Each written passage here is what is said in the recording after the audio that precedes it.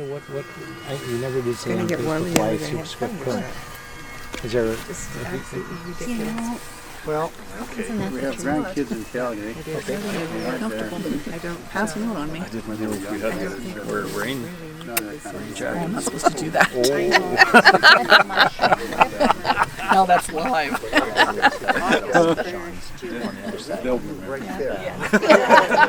Yeah, all these names Peggy would talk about, you know. I mean, they talked about their older grandchildren that are still living here. But yeah, you hear the names, it's like you know them, but it's 157. Peter. We got a couple people that couldn't make it today, so they wanted a video. So Okay, that's a good idea. yeah, it's all right. Oh, admit it, you just like taking videos. If I'd have known you knew that the poem that well, I probably would have had you read.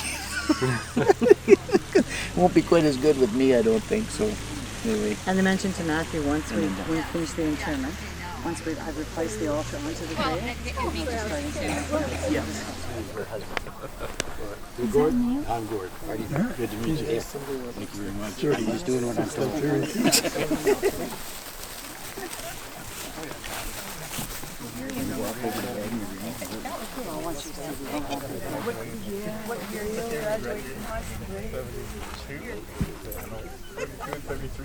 That's good.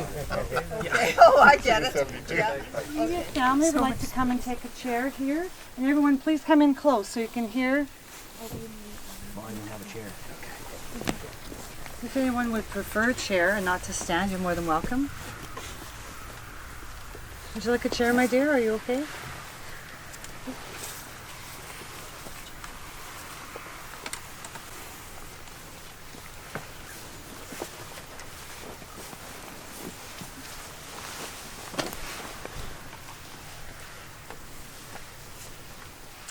Welcome everyone.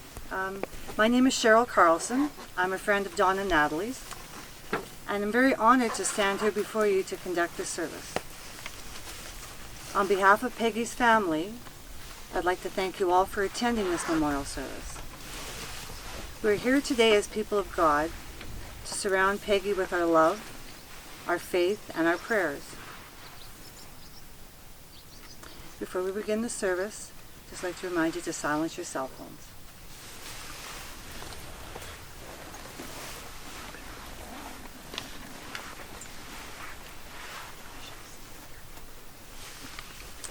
Let us pray. We have gathered to mourn the passing and celebrate the life of Peggy Zealand. We've come together to grieve and give thanks for her life. For the next brief space in time, we will cry and laugh almost simultaneously. As human beings, we're the only creatures gifted to feel such a range of emotions all at the same time. It is good that we can do it together.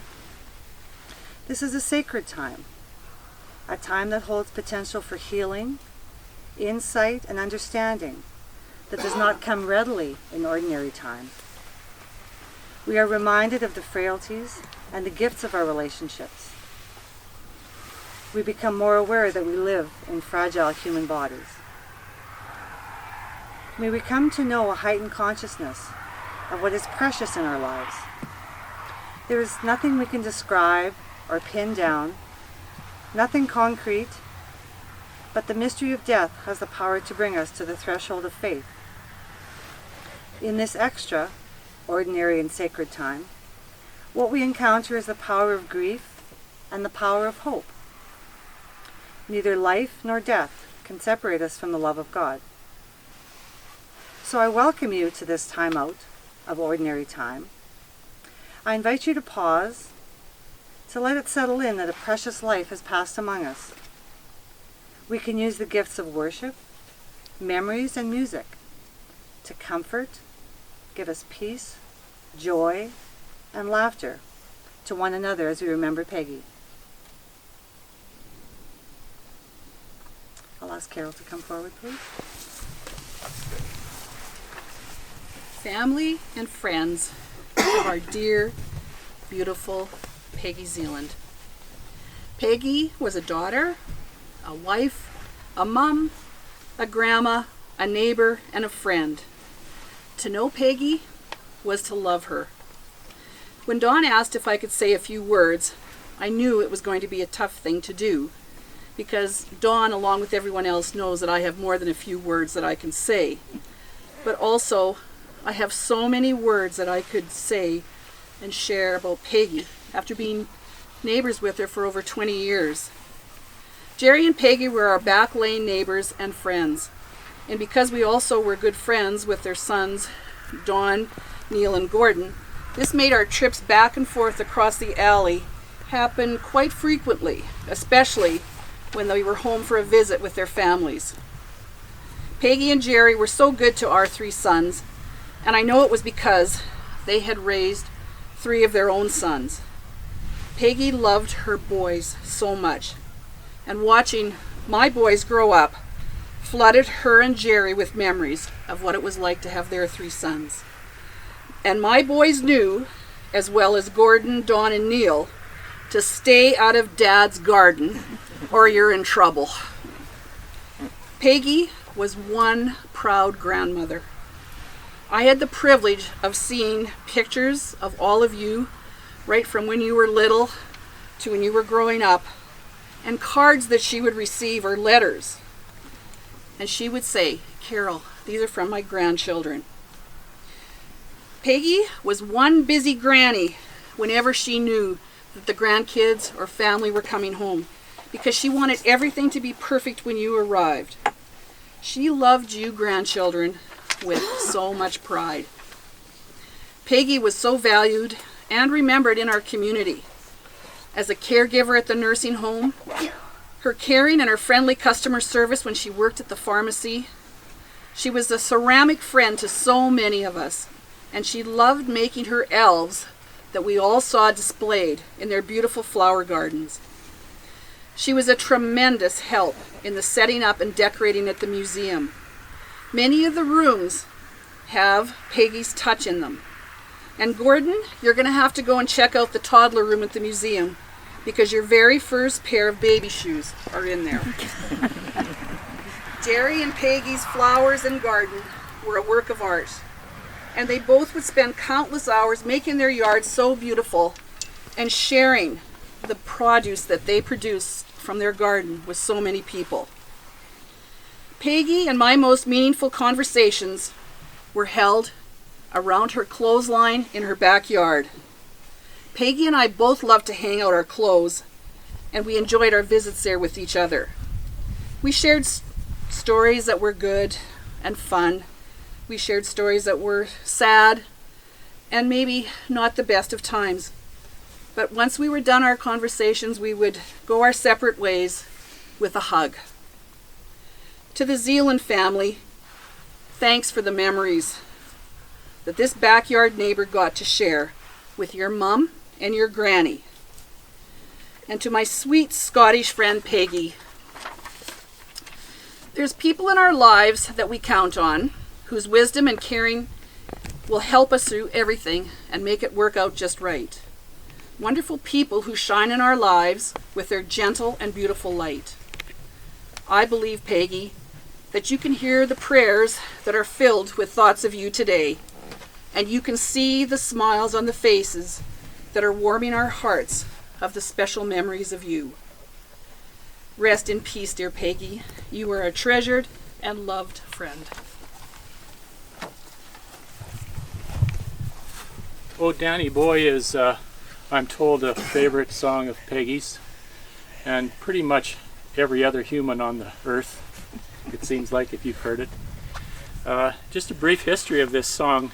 The tune is from Londonderry Air, which goes back to an Irish song that a blind fiddler was playing on the street back in the 17th century, and a lady came along and asked him if she could write down the tune, and she did, and passed it on to other musicians, but never got his name. And then some 300 years later, an Englishman's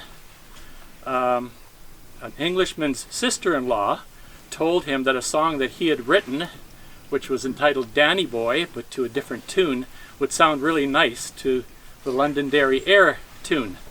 And so he put it to that tune, and of course the rest is history. There's been many versions of this song.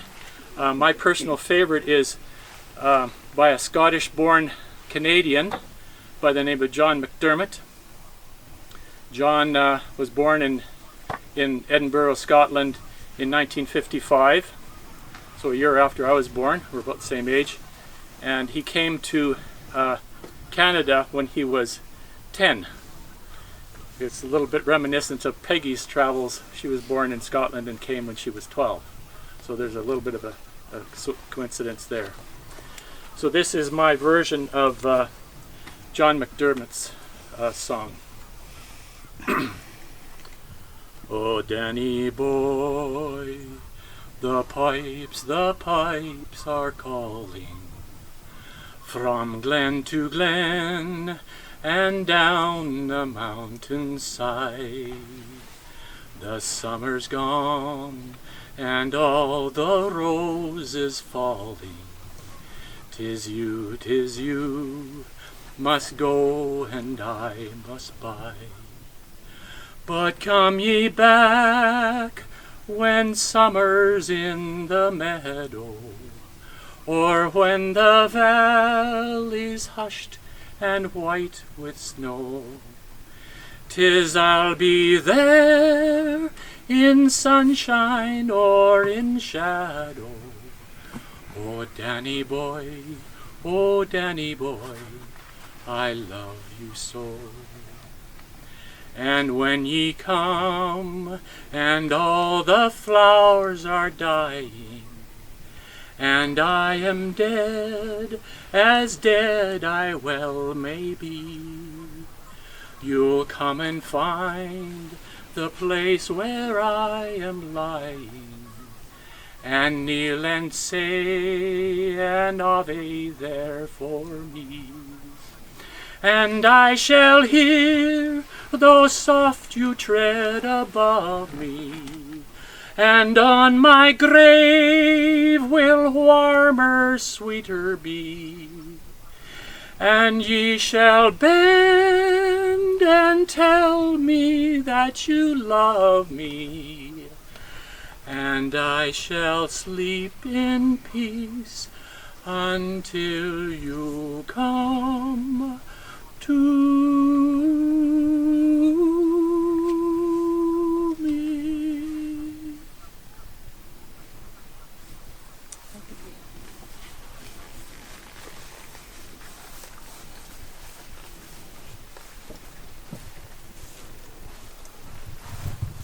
I understand there's someone that's going to be reading the poem, Red, Red Rose.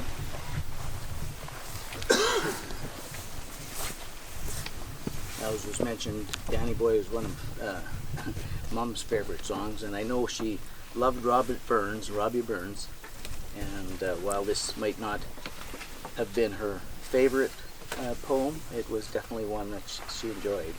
And I don't know whether my Scottish accent will quite do it justice, but we'll read the poem here, because Mom did like red roses for sure, as every other kind of flower it seemed like. Oh, my love is like a red rose that's newly sprung in June. Oh, my love is like the melody that's sweetly played in tune. So fair art thou, my bonny lass, so deep in love am I. And I will love thee still, my dear, till the sea's going dry. Till the sea's getting dry, my dear, and the rocks melt with the sun, I will love thee still, my dear, while the sands of life shall run. And fare thee weel, my only love, and fare thee weel a while, and I will come again, my love, through it were 10,000 miles. And it's sort of indicative of Mom and Dad, because they had a long marriage, almost 55 years.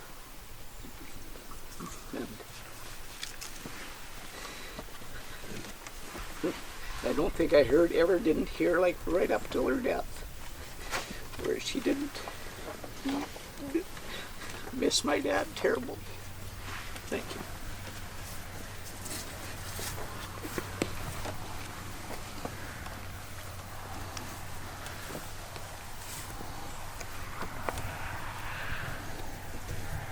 The family has chosen 2 musical selections that will now be played on the bagpipes.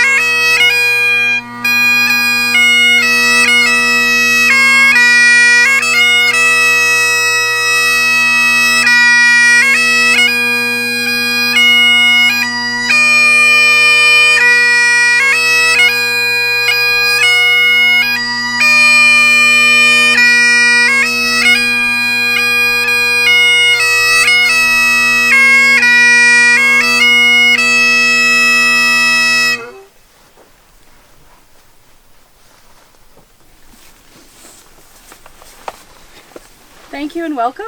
I hope you can all hear me in the back. I can't project as well as Carol, for sure.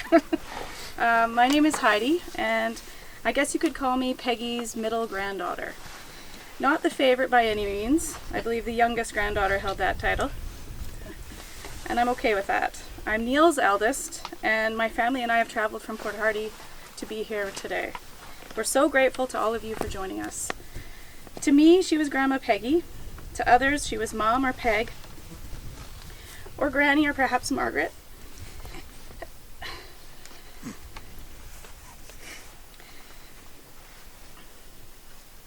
As I have the honor of speaking of her today, I will share with you the woman she was through my life. The energy and her energy is what I remember the most, and hope to remember for as long as I live. She was natural and kind and lighthearted. I can still hear her laugh. It was loud and contagious, and it seemed that she laughed a lot, and I think my dad had a lot to do with that. It's impossible not to speak of her leaving Scotland and coming to Canada at the age of 12. All by herself. The trauma and the fear that surround war is something I hope that, myself and my children will never experience. Come stand with me, Jem.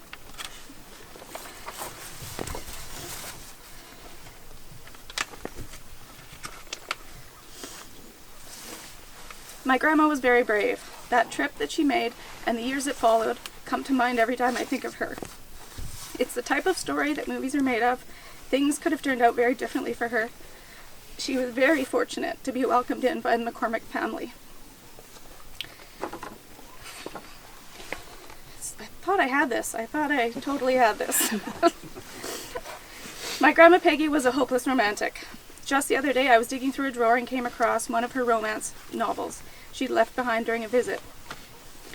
The last few years of her life I would send her books for her birthdays. She definitely preferred Scottish characters and storylines. Her Prince Charming turned out to be Canadian, Gerald Zealand, my grandpa. He was charming and cheeky, and we all know she adored him. In fact, her stories always revolved around him, or Brianna. It makes me sad to think she lived so much of her life without him, but that's the way life goes. They built a wonderful life together, and I know my grandpa took very good care of her. They raised 3 boys, an accomplishment I cannot imagine, especially knowing them all today. The Zealand sense of humor runs deep with all 3 boys, and I'm sure they were a true delight as teenagers. Not to mention feeding them. I have 1 son and I struggle to keep enough food in the house. Their legacy lives on in their 7 grandchildren, their 9 great-grandchildren, and their 2 great-great-grandchildren. 6 of the grandchildren are here today. I've been so lucky to spend time in Britain, and prior to her death, I visited my grandma's sister, Moira, a couple of times. The 2 sisters were quite different, but they had 2 very major things in common. They loved the British Royals, and they loved to eat sweets. Moira was legally blind and diabetic, but during our visits, she insisted we watch documentaries on the royal family and eat dessert for dinner. How could I not love this woman? She was also an avid square dancer. That's a whole nother story. To this day, I blame my grandma and Moira for my sweet tooth and my obsession with the royals. I also blame them for my hips and my height. I will always cherish my last few visits with Grandma Peggy. She spent a summer with us a few years back when my daughter Gemma was 3. They were like 2 peas in a pod, giggling and being silly. I have a picture of the 2 of them on the plane together. It was a tiny little plane that flew out of Port Hardy, and in the photo, they both looked terrified. The obsession with the royals passed down to Gemma as well, and a few years ago, I found out Prince William and Kate were coming to Canada, and of all places, they were visiting Whitehorse. I booked flights for Gemma and I, and off we went. Of course, we were going to visit Grandma, but maybe, just maybe, we'd get a glimpse of the princess as well. It went better than I could have imagined. It was too cold for Grandma to visit with us, but the 2 of us went, and Gemma insisted on wearing her sparkly black shoes, like she's wearing today. It was freezing out, and they were completely inappropriate, but she insisted. 2 ladies took us in and took pity on us and held our spot while we waited. When the time came, the same 2 ladies made sure Kate was aware of Gemma's shoes, and not only did we get to shake Kate's hand, but she bent down and spoke to Gemma about her shoes. And it was magic. Even better, the news was filming and interviewed us afterwards. And later that evening we got to watch the whole thing on the news with Grandma Peggy. Gemma and I will never forget those moments with her. It's wonderful to be back here in Strasbourg again. It's been a long time for me. So many funny memories with my brothers. Eating raw potatoes from the garden and getting sick. Playing golf and tennis, wandering around the wide, very flat streets you have here. I'm grateful to share it with my family today. My Grandma Peggy will certainly live on in our household. We speak of her often, so much so that my son Rory, who is 5, believes he has met her. And if FaceTime counts, then I guess he did. I really wish she had met him in person, and it's very obvious that he is a Zealand. He resembles my Grandpa Jerry with his big blue eyes and his cheeky charm, and she would have loved him. We will remember Grandma Peggy every time we hang our ceramic ornaments on the Christmas tree, every time I sit down at my desk that was once a table that belonged to my grandparents. I will think of my grandma every time I read or hear the word Edinburgh, as I always try to say it like she did, and clearly I fail every time. My grandma Peggy will be missed, but she will never be forgotten. On behalf of all my family, thank you for being here, and a special thank you to those who helped make this happen. I look forward to seeing you all later for more of a chat. Thank you. I'm sure there's many of you here today that would like to share stories with Peggy, and I believe we will start with Gord.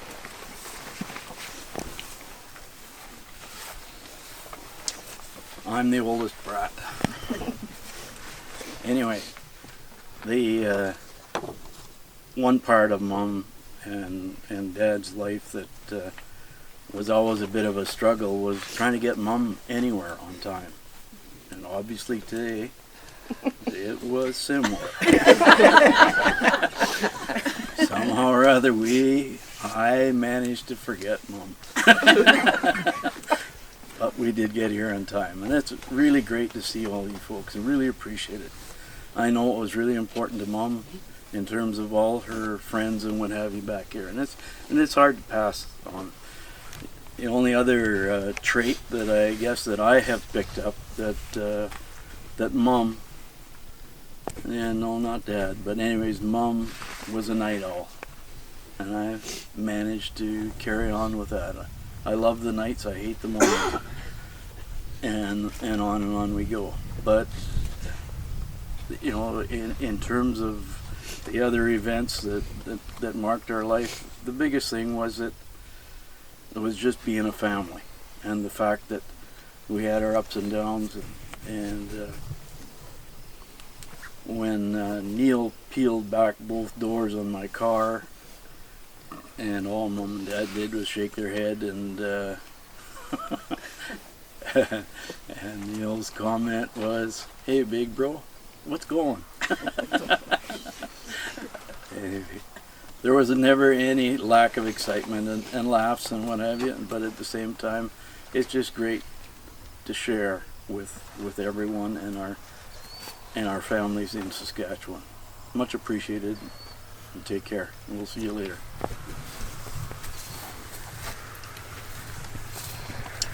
Yeah, that's so true with so much of that stuff. One of the things that I always remember, I guess, growing up with 3 boys in the house and no girls, and Mom, because she always did want that daughter, I think, and so the granddaughters became that. But we managed to break everything in the house. Didn't matter what was going on, she didn't matter what she'd get. I always remember these 3 pink flamingos, you know. Everything else had just about been destroyed, but she had these 3 pink flamingos on the coffee table. And of course, in comes, you know, before supper. Well, it's sort of like an Irish family, not Scottish. You got to have a fight, right? So yeah, we got into her, and not Mom, but the 3 of us or whatever. The flamingos didn't make it.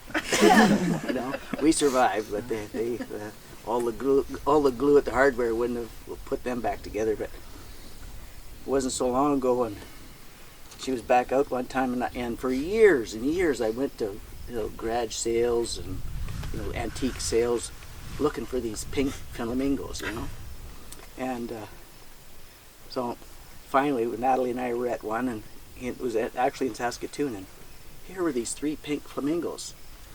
And Jesus, I just about had to cash in my RSP to buy these things, you know, but we get them home. I just had to have those, so we took them back and took them over to Mom, and when she was in, she looks at them. I says, "Remember those 3 pink flamingos you liked so much, Mom?" And she says, "But they're not quite the same."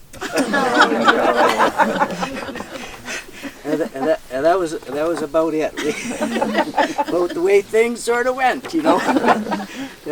But anybody who knew Mom and Dad, I mean, their love of life was really around their family, and all the grandchildren, and Dad was known to tell just a few stories here and there, and of course the internet has really kind of done a number on that, because we were talking before we started here, and it's kind of hard to be quite in that same league as you used to be able to, because now somebody Googles it up and finds out you're lying right off the bat.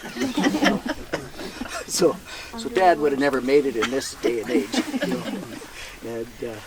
But like Gord said, we really appreciate everybody coming out today, and you could tell stories where you could be all day with stories, because everybody has several, and as our lives get older and closer to the end of the road ourselves, as one of my buddies says to me, he drives a bike, and he says, there's more road in the rear view mirror than there is in front of us.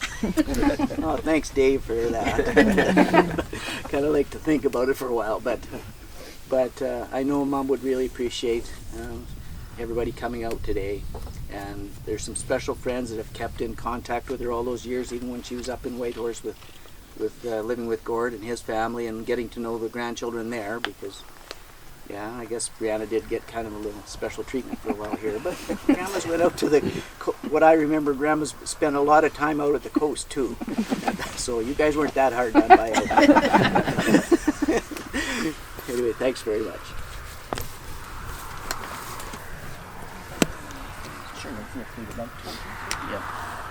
If there's anyone that would like to share a special memory that they have of Peggy, please, you could speak from where you are or come forward. If anyone would like to let everyone else know something that you know of Peggy that maybe no one else does and you'd like to share, you're more than welcome. I know that she gave me a birthday cake every year for about 10 years.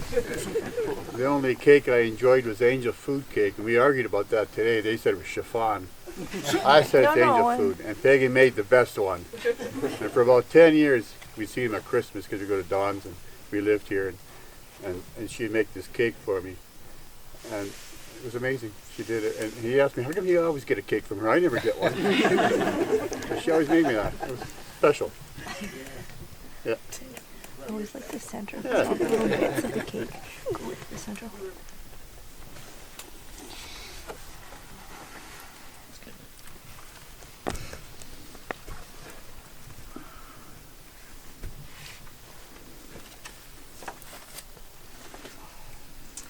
So we will now have the interment of Peggy's cremated remains, and I'll just need a little assistance from the family here, if you wouldn't mind. Just gonna hold that. If you hold this. Could you hold the flower here? That's it. This one there.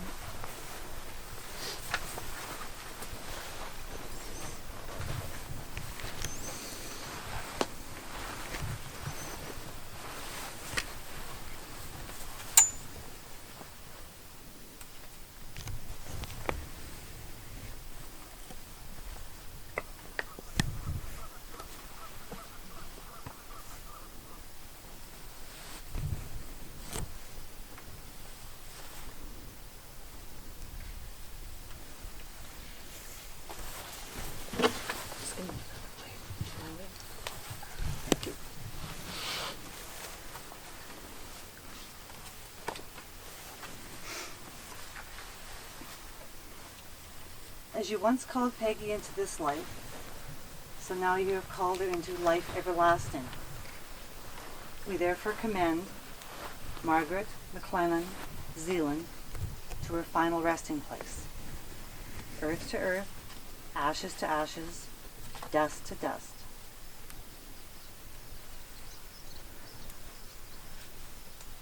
Through the promise of our Lord Jesus Christ, we release you to the next part of your spiritual journey, as you walk hand in hand with your Creator and all those who have gone before you lighting the way. We faithfully give Peggy over to your blessed care. May the Lord bless her and keep her. May the Lord make his face shine upon her and be gracious unto her and give her peace. Amen.